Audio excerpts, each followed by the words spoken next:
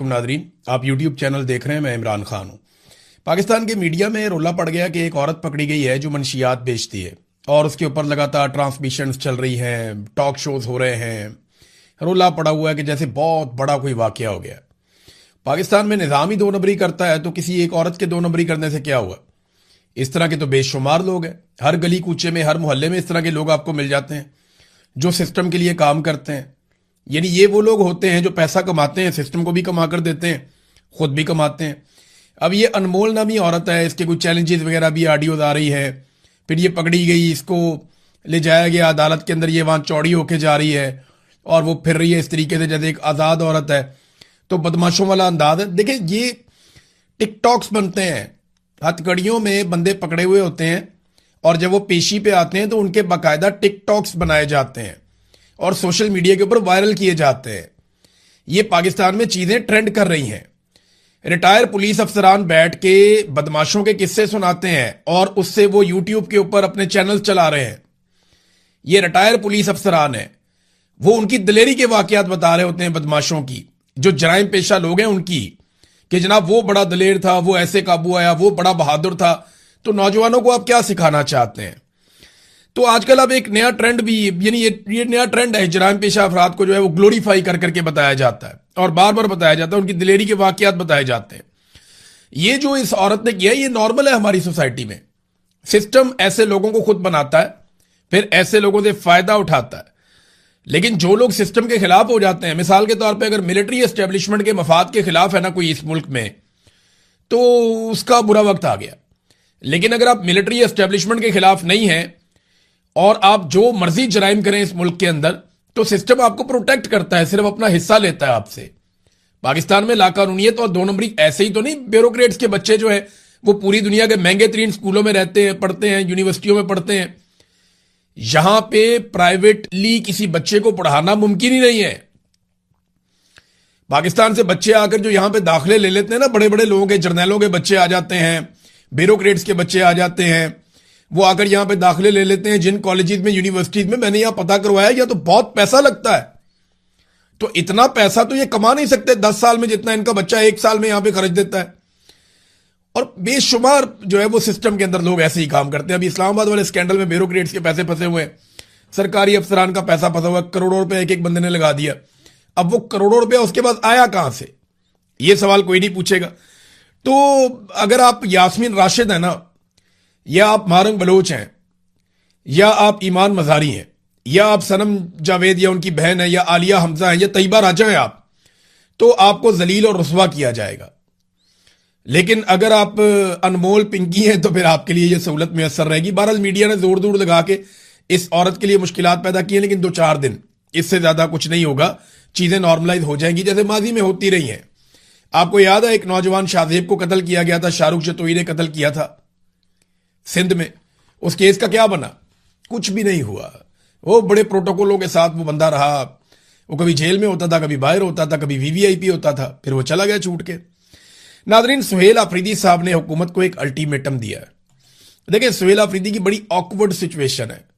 लोग अब उनसे बड़े सख्त सवालात करते हैं, लोग उनके गले पड़ते हैं, उनको पूछते हैं जनाब बताओ इमरान खान बाहर कब आएगा? आपने तो बहुत बड़े बड़े दावे किए थे। अब सुहेल अफरीदी ये कहते हैं कि फैसला तो पार्टी ने करना है, मैंने तो उस पर अमल दरामद करना है, और वो ये सारा कुछ बर्दाश्त भी करते हैं। तो उन्होंने हुकूमत को 1 हफ्ते का अल्टीमेटम दिया। ये फंस गए सुहेल अफरीदी साहब। मैं जाती तौर पे ये काफी अरसे से सोच रहा था कि सुहेल अफरीदी इस आसाब की लड़ाई में तंग आकर जिस दिन अल्टीमेटम दे देगा ना, उस दिन फंस जाएगा। क्योंकि जब आप अल्टीमेटम दे देते हैं ना कि 1 हफ्ते के अंदर अगर आपने ये काम ना किया तो फिर मैं ये कर दूंगा, वहां आप फंस जाते हैं। और यही काम जब प्रेशर पड़ा था तो अली अमीन गंडापुर ने भी कर दिया था। अब 1 हफ्ते के बाद सुहेल अफरीदी साहब से यह सवाल किया जाएगा, जनाब जो आपने अल्टीमेटम दिया वो टाइम पूरा हो गया, बताएं आपने क्या एक्शन लिया? वो लोग भी सवालात करेंगे जिन्होंने सड़क पे नहीं आना। और कई लोगों का तो बनता भी नहीं है बेचारों का सड़क पे आना। मुराद सही तो नहीं निकल के आ सकते सड़क पे। कुछ और लोग भी हैं जिनके ऊपर मुकदमात हैं बड़े खौफनाक, या जिनको ऐसा लगता है कि सिस्टम कत्ल ही कर देगा। हाँ, अगर सारा पाकिस्तान निकला है फिर तो सभी निकल आएंगे, फिर तो इमरान खान भी जेल से बाहर आ जाएगा। बहरहाल सुहेल अफरीदी ने एहतजाजी धरना खत्म करते हुए हुकूमत को 1 हफ्ते का अल्टीमेटम दिया। इमरान खान साहब की फैमिली की दोबारा मुलाकात नहीं करवाई गई और उन्होंने कहा कि आज भी इमरान खान साहब से نہ فیملی کی ملاقات کروائی گئی، نہ پارلیمنٹیرینز کی، اور نہ ذاتی ڈاکٹروں کو ملوایا گیا۔ صوبے کے چیف ایگزیکٹو کی آمد کے باوجود رکاوٹیں کھڑی کی گئیں اور پارٹی رہنماؤں کے ساتھ بدتمیزی کی گئی۔ وزیر اعلیٰ نے کہا کہ عمران خان صاحب کی صحت خصوصاً آنکھوں کے مسئلے پر شدید تشویش ہے، لیکن حکومت علاج اور اسپتال منتقلی کی اجازت نہیں دے رہی۔ عمران خان کو فوری طور پر فیملی اور ذاتی ڈاکٹرز کی نگرانی میں اسپتال منتقل کیا جائے۔ اگر صورتحال نہ بدلی تو آئندہ منگل کو زیادہ سخت رویے کے ساتھ دوبارہ اڈیالہ جیل پہنچیں گے۔ دیکھیں زیادہ سخت رویہ کیا ہوگا، کیا اس کی انٹینسٹی بڑھتی جائے گی؟ ایک وقت آئے گا حکومت طاقت کے بلبوتے پہ روکنے کی کوشش کرے گی، پھر آپ کو لاکھوں لوگ لے کر آنے پڑیں گے جو ابھی تک ہو نہیں پایا۔ اور پچھلی مرتبہ علی امین گنڈا پور 2 مرتبہ نکل گئے واپس لوگوں کو چھوڑ کر۔ سہیل آفریدی کے لیے یہ بہت مشکل ہوگا کہ وہ علی امین گنڈا پور والا ایٹیچیوڈ اپنائے، اس لیے ان کی یہ کوشش ہوگی کہ ان کو نہ جانا پڑے اور ان کے جائے بغیر کام ہو جائے، لیکن اگر انہیں جانا پڑ گیا تو اس مرتبہ صورتحال کچھ اور نکلے گی۔ ناظرین، گلگت بلتستان میں قاضی فائز عیسیٰ کی یادیں تازہ ہوگی۔ دیکھیں جب کوئی ظلم کرے گا نا پاکستان میں، نا انصافی کرے گا، جب کوئی زیادتی کرے گا، تو دیکھیں قاضی فائز عیسیٰ کی کیسی قسمت ہے کہ لوگ قاضی فائز عیسیٰ کو یاد کریں گے اور اس کو بددعائیں دیں گے۔ کیسی بات ہے، ایک ایسا منصف پاکستان میں رہا جس نے بے شرمی اور ڈھٹائی سے وہ کچھ کیا پاکستان کے اندر، ایسا ظلم کیا پاکستان کے اندر اور انسانی حقوق کی ایسی پامالیوں کو ہونے دیا اس منصف نے پاکستان کے اندر کہ آج اس شخص کو سیاہ حروف میں یاد کیا جاتا ہے، گندے القاب اس کو دیے جاتے ہیں۔ وجہ کیا ہے کہ اس آدمی نے وہ ظلم اور زیادتی کی اور ایسی جانبداری دکھائی جو قاضی کے منصب کے شایان نشان ہی نہیں تھا۔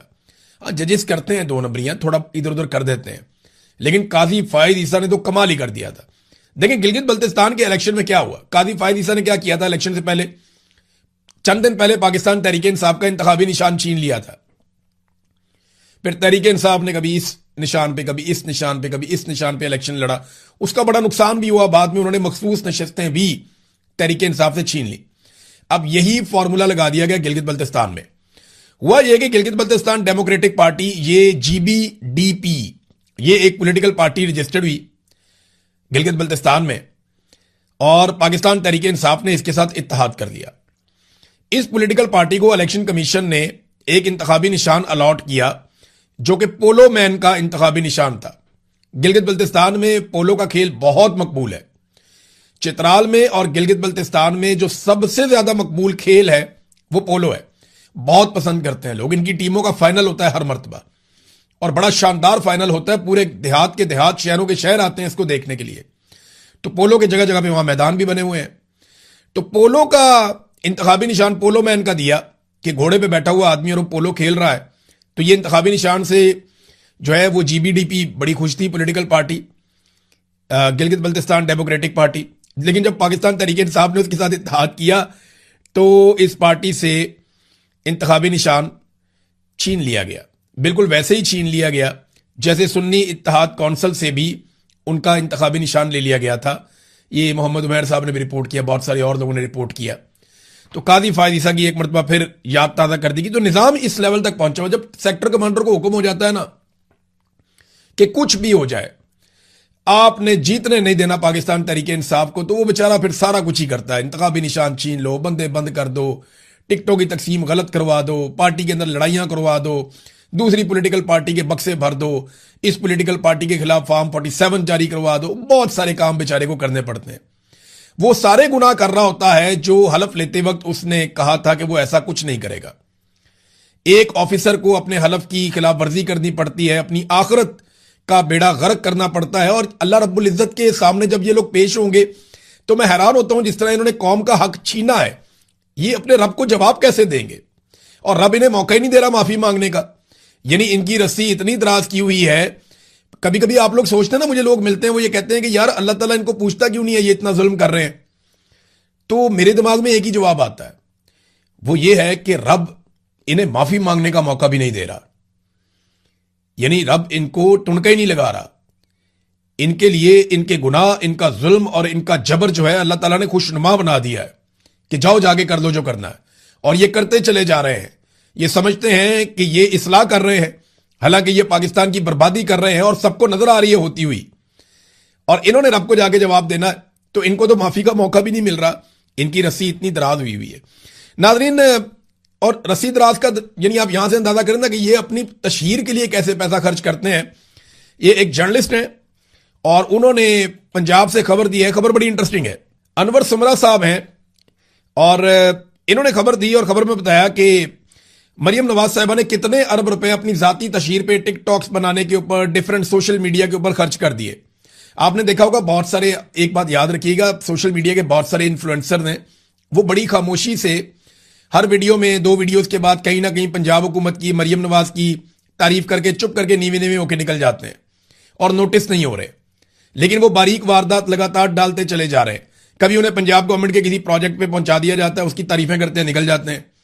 کبھی انہیں مریم نواز کی گزرتے گزرتے کہیں پہ کوئی ایک تعریف کر دیتے ہیں, نکل جاتے ہیں. کبھی بازار میں جاتے جاتے کوئی چیز ان کو دکھائی جاتی ہے. یہ سب پلاننگ کے تحت ہو رہا ہے اور اس کے لیے پیسہ خرچ کیا جا رہا ہے. پہلے سال مریم نواز نے جو پیسہ خرچ کیا وہ 7 ارب روپیہ سرکاری, یعنی آپ کا اور میرا 7 ارب روپیہ مریم نواز نے خرچ کر دیا. اور اس میں سے زیادہ تر پیسہ اپنے چہیتوں کو دیا گیا, ایسی کمپنیوں کو جو ان کے چہیتوں کی ہیں. اور یہ سوشل میڈیا پہ مریم نواز کی ٹک ٹاک پہ ادھر ادھر یہ ساری تعریفیں کرنے پہ پیسہ لگایا گیا. اور یہ جو سوشل میڈیا کے انفلوئنسر جو یوٹیوب کے اوپر یا یہ ٹک ٹاک کے اوپر ادھر ادھر ویڈیوز بناتے ہیں, یہ باریک واردات ڈال رہے ہیں. آپ یاد رکھیے گا جب بھی آپ کسی کو دیکھیں نا کہ وہ مریم نواز کی تعریف کر رہا ہے, بنتی نہیں ہے. پنجاب میں جا کے آپ پھر کے دیکھ لیں, انہوں نے بیڑا غرق کر دیا ہر شعبے کا. تو یہ جو کوئی تعریف کرتا ہو آپ کو دکھائی دے نا بلا وجہ پنجاب حکومت کی گڈی اٹھا رہا ہو, تو آپ سمجھ لیں کہ اس نے پیسہ پکڑا ہوا ہے. تو جناب 7 ارب روپیہ پہلے سال میں انہوں نے لگا دیا. دوسرے سال میں انہوں نے ابھی تک جو پیسہ لگا دیا ہے 6 ارب 40 کروڑ روپیہ لگا چکے ہیں مریم نواز کی اور ان کے والد صاحب کی تشہیر کے اوپر. اور 4 ارب روپے انہوں نے کہا جی مزید ہم نے لگانے ہیں. آپ یہ سارا پیسہ اکٹھا کٹھا کریں نا تو یہ لگ بھگ 16 ارب روپے کے آپ کو ابھی تک پڑ گئے. 16 ارب روپے کے یہ آپ کو ابھی تک پڑ گئے ہیں. مریم نواز کی ذاتی تشہیر پہ اتنا پیسہ خرچ کر دیا گیا ہے. اور اب تیسرے مالی سال کے لیے انہوں نے جو پیسہ مانگا وہ پتہ کتنا ہے؟ وہ 12 ارب روپیہ انہوں نے قوم سے مانگ لیا ہے. اگر آپ سالانہ جو ہے وہ 10 بھی لگائیں نا, 9-10 بھی آپ لگائیں تو 40 سے 50 ارب روپیہ مریم نواز 5 سال میں, اور آخری سال میں یہ دگنا پیسہ خرچ کریں گے. تو 50 ارب روپے سے زائد یہ اپنی ذاتی تشہیر پہ وہ پیسہ لگا دے گی جو قوم کا پیسہ ہے. اور تھوڑے دن پہلے آپ نے سنا تھا میں تنخواہ نہیں لیتی مگر پریشر لیتی ہوں, میں تنخواہ نہیں لیتی مگر جہاز لیتی ہوں, میں تنخواہ نہیں لیتی مگر پروٹوکول لیتی ہوں, میں تنخواہ نہیں لیتی لیکن اپنی بیٹی کو, اپنے داماد کو, اپنے رشتہ داروں کو, اس کی سہیلی کو, میں ان ساروں کو لے کر جہاز میں بٹھا کر بیرون ملک کے دورے لیتی ہوں, جھولے لیتی ہوں, میں ان کو بھی لے کر دیتی ہوں. اور قوم کا 50 ارب روپیہ میں خرچ کرنے کا منصوبہ بناتی ہوں کہ میری ذاتی تشہیر کے اوپر قوم کا پیسہ لگ جائے. تو یہ ہے ناظرین اس صوبے کی صورتحال جہاں پہ 60% لوگوں کے پاس پینے کا صاف پانی نہیں ہے. یہ وہ صوبہ ہے جہاں پہ 1 کروڑ سے زائد بچے جو ہے وہ اسکولوں سے باہر ہیں, اور بے شمار چیزیں ہیں اس صوبے کے اندر. تعلیم جو ہے اس کا کیا انہوں نے حال کر دیا, پکڑ کے پرائیویٹائز کرتے جا رہے ہیں. اسپتالوں کا انہوں نے کیا حال کر دیا, ان کو پرائیویٹائز کرتے جا رہے ہیں. ڈاکٹرز رول گئے ہیں, ٹیچرز رول گئے ہیں, پیرامیڈیکل سٹاف جو ہے وہ سڑکوں پہ ہے. جو غریب ملازمین ہیں ان کی تنخواہیں بڑھاتے ہوئے ان کو موت پڑتی ہے, جناب ہم تنخواہیں نہیں بڑھا سکتے, ہم تو کٹوتیاں کریں گے. اور اپنے ذاتی مشہوری کے لیے یہ قوم کا پیسہ کیسے اڑا رہے ہیں یہ آپ کے سامنے ہے. ناظرین پاکستان میں نا ایک رپورٹ آئی ہے پاکستان کے حوالے سے, اور یہ ایک خاموش بغاوت کی رپورٹ ہے. یہ رپورٹ ہے کیا, یہ ایک کرس میڈر, یہ ایک شخصیت ہیں اور ایک تجزیہ کار ہیں, اور یہ ایکسپرٹ ہیں فیوچر کے حوالے سے جو پلاننگ ہو رہی ہے اس کو آئیڈینٹیفائی کر کے اس کے اوپر اپنا اوپینین دینے میں. اور ان کی ایکسپرٹی ہے برقی انفراسٹرکچر میں, یعنی جو جتنا بھی الیکٹرک سسٹم دنیا کے اندر کنورژن آ رہی ہے نا, کہ آپ فیول کو چھوڑ کے باقی چیزوں کو چھوڑ کے آپ الیکٹریسٹی کی طرف کنورٹ ہو رہے ہیں. بہت ساری چیزیں جو ہیں وہ بجلی کے اوپر منتقل ہو جائیں گی. بجلی بنانے کے نئے طریقہ کار کیا ہوں گے, دنیا میں کون سی نئی بیٹریز کس طریقے سے, وہ سارا ہر وقت ان کا کام یہی ہے, اور ان کو بہت بڑا ایکسپرٹ مانا جاتا ہے. انہوں نے ایک مضمون لکھا پاکستان اور شام کے بارے میں, اور پاکستان کے بارے میں انہوں نے حیران کن انکشافات کر دیے کہ پاکستان کے اندر عوام حکومت کے خلاف ایک بڑی خاموش بغاوت کر رہی ہے, اور حکومت کو اس بات کی سمجھ نہیں آ رہی. انہوں نے کہا جی کہ یہ ایک ڈی سینٹرلائزڈ سولر سسٹم ایک پاکستان میں لگ رہا ہے, یعنی ایک ایسا سولر سسٹم پاکستان میں لوگ لگا رہے ہیں جس کا وفاقی حکومت یا کسی بھی حکومت کے ساتھ کوئی تعلق نہیں ہے. پاکستان میں یہ رجحان بہت تیزی سے بڑھ رہا ہے, اور اس کی وجہ یہ ہے کہ حکومت لگاتار بجلی کی قیمتیں بڑھاتی چلی جا رہی ہے. انہوں نے کہا کہ پاکستان میں جو اعداد و شمار حکومت دیتی ہے وہ غلط ہے. 2025 کے آخر تک پاکستان نے مجموعی طور پر، اب یہ ڈیٹا انہوں نے کیسے اکٹھا کیا، کیونکہ یہ ایکسپرٹ ہیں، پوری دنیا سے ڈیٹا منگاتے ہیں کہ کس کس کمپنی نے کتنے سولر پینلز بنائے اور کن کن ممالک کو وہ فروخت کیے گئے. تو اس ڈیٹا کے مطابق یہ بتاتے ہیں کہ پاکستان میں مجموعی طور پر 51.5 گیگا واٹ کے سولر پینلز درآمد کیے گئے، منگوائے گئے ہیں. 51.5 گیگا واٹ. 1 میگا واٹ جو ہے نا، یعنی 1 گیگا واٹ کے اندر 1000 میگا واٹ ہوتے ہیں. 1 گیگا واٹ میں 1000 میگا واٹ ہوتے ہیں. پاکستان کی ٹوٹل بجلی بنانے کی جو صلاحیت ہے، اگر پوری پاکستان لگا دے، سارے آئی پی پی چل جائیں، ہر چیز فل ٹائم چلے، تو لگ بھگ 40 سے 43,000 اتنا بنتا ہے. پاکستان کی ٹوٹل جو ضرورت ہے وہ بھی اتنی زیادہ نہیں ہے. تو دن کے وقت اگر پاکستانی دھوپ نکلے اور بجلی بنائیں سولر سے، تو جو پاکستان نے امپورٹ کیے ہیں وہ ان کی مقدار ہے 51.5 گیگا واٹ. یہ سولر پینل پاکستان میں آ چکے ہیں. لیکن نیٹ میٹرنگ اور سرکاری ریکارڈ کے مطابق یہ صرف 5.3 سے 6.8 گیگا واٹ تک ہی درج ہے. یعنی انہوں نے جو درج کیا ہوا ہے اس سے 10 گنا کیپیسٹی ہے پاکستانیوں کے پاس سولر کو استعمال کرنے کی. اب لوگ خاموشی کے ساتھ اپنی چھتوں پہ ہر جگہ پہ سولر لگا رہے ہیں اور سرکار کے سسٹم سے نکلنے کی کوشش کر رہے ہیں. اگر فیوچر میں چائنا ایسی بیٹریاں دے دیتا ہے جو بہت سستی ہیں اور بہت دیر تک چلتی ہیں، تو پھر پاکستان کی سرکار پاکستانیوں سے پیسہ نہیں نچوڑ سکے گی. اور یہاں پہ ایک ایسی جنگ لگ جائے گی کہ پاکستان کی سرکار یہ کہے گی کہ جو بھی اپنے گھر میں سولر لگائے گا سرکار اس سے ٹیکس لے گی، جو ابھی پچھلے دنوں آپ نے سنا بھی. تو یہ وہ خاموش انقلاب ہے جو پاکستان کے اندر آیا. اب یہ پیسہ کیسے اکٹھا کریں گے؟ دیکھیں، چائنا کا مال پاکستان میں نہیں روک سکتے یہ، کیونکہ انہوں نے چائنا سے مال کھایا ہوا ہے. چائنا سے اربوں ڈالر لیے ہوئے ہیں. 50 ارب ڈالر سے زیادہ رقم چائنا سے لے چکا پاکستان. اب چائنا جو چاہے پاکستان کو ایکسپورٹ کرے. چائنا اپنا مال پاکستان بھیجے گا، پاکستانی کبھی نہیں روک پائیں گے. وہ نئی بیٹریاں بنائیں گے، ایک پالیسی کے تحت پاکستان میں لے کر آئیں گے، تو لوگ وہ بیٹریاں پرچیز کریں گے اور وہ پاکستان میں آئیں گی بھی اور بکیں گی بھی. پاکستان کی مارکیٹ سے آپ چائنا کو باہر نہیں کر سکتے، آپ نے ان کا پیسہ دینا ہے. تو یہ بھی ایک پرابلم جو ہے وہ حکومت کے لیے کھڑی ہے سامنے، اور یہ خاموش بغاوت ہے جو پاکستان کے اندر ہو رہی ہے. ناظرین، بڑی خبر یہ ہے کہ ڈونلڈ ٹرمپ چین کے دورے کے لیے روانہ ہو گئے ہیں اپنی بہت بڑی ٹیم کے ساتھ. اس کی اطلاعات آپ کو ہم نیکسٹ ویلاگ میں بتائیں گے. اور انہوں نے ایک بات کا اعتراف کیا ڈونلڈ ٹرمپ نے کہ ہم اور چین دنیا کی 2 سپر پاورز ہیں. یہ پہلا امریکی صدر ہے ایسا لگتا ہے جس نے اپنے منہ سے یہ بات کا اعتراف کر دیا کہ چائنا بھی اب ایک دنیا کی سپر پاور ہے. اور دیکھیں نا، اس وقت صورتحال بھی یہی ہے کہ چینی جہاز دڑا دڑ گزر رہے ہیں. میں نے پچھلے ویلاگ میں آپ کو بتایا تھا 4 جہاز، ابھی 2 جہاز اس کے بعد سے لے کر اب تک مزید آبنائے حرمت میں سے اور امریکی محاصرے کو عبور کرتے ہوئے، ناکہ بندی کو عبور کرتے ہوئے وہ چین کی طرف جا رہے ہیں، اور چین سے نکل کر دوسری طرف بھی جا رہے ہیں. تو چینی جہازوں کو نہیں روکا جا پا رہا، جنگ کے ماحول میں ان کو نہیں روک رہے. تو اس کا مطلب کیا ہے؟ اس کا مطلب یہ ہے کہ چائنا لگ بھگ سپر پاور ہے. یہ پروٹوکول تو سپر پاور کا ہی ہوتا ہے اور کسی کا نہیں ہوتا. اور ایک اور چیز میں آپ کو بتاتا ہوں، بڑی انٹرسٹنگ ہے. ڈونلڈ ٹرمپ ایک تقریب میں خطاب کر رہے تھے امریکہ میں، تو اچانک سے وہ گھبرا گئے. پرندہ آیا ان کے اوپر سے، یہاں سے گزرا تو وہ گھبرا گئے، اور گھبرا کر انہوں نے کہا کہ مجھے لگا جیسے ڈرون آ گیا ہے. یہ ڈونلڈ ٹرمپ کو کیوں لگا یہ میں آپ کو بتاؤں گا ایک پورا ویلاگ کر کے. ڈونلڈ ٹرمپ نے کہا کہ ایسے خطرناک ڈرون بن چکے ہیں کہ، اور وہ کس طرح کے ہیں اس کے بارے میں آپ جانتے ہیں. تو زیادہ تر لوگ نہیں جانتے کہ ڈرونز کس طرح کے ہیں اور وہ کیا کیا کر سکتے ہیں. کسی ایک ویلاگ میں جو میں ہتھیاروں کی بات کروں گا وہاں آپ کو بتاؤں گا کہ ڈونلڈ ٹرمپ کا ڈرنا کتنا درست تھا. تو امریکی صدر کے دماغ میں یہ بات کہیں نہ کہیں بیٹھی ہوئی ہے کہ ان کے اوپر اٹیک ہو سکتا ہے، اور یہاں پہ وہ دکھائی بھی دیا ڈر ان کے اندر. ایک اور چیز ناظرین، پاکستان کے حوالے سے ایک دعویٰ کیا جا رہا ہے، اور بار بار یہ دعویٰ کیا جا رہا ہے کہ پاکستان نے ایرانی طیاروں کو، جو ان کے جاسوس طیارے ہیں، انہیں پاکستان کے مختلف ہوائی اڈوں پر کھڑا کیا ہوا، یہ دعویٰ کیا گیا. اور امریکنز کے اندر بڑی گرمی ہے اس بات کو لے کر. اس کے اوپر جو ہے وہ سینیٹر گراہم، جو ویسے ہی بہت خلاف ہے پاکستان کے بلا وجہ، اور ایران کے تو بہت ہی خلاف ہے، انہوں نے یہ سوالات پوچھے سینٹ کام کے کمانڈر سے، جنرل کین سے. انہوں نے کہا جی کیا آپ ان رپورٹ سے آگاہ ہیں کہ پاکستان ایرانی طیاروں کو کھڑا کرنے کے لیے اپنے اڈے استعمال کرنے کی اجازت دے رہا ہے؟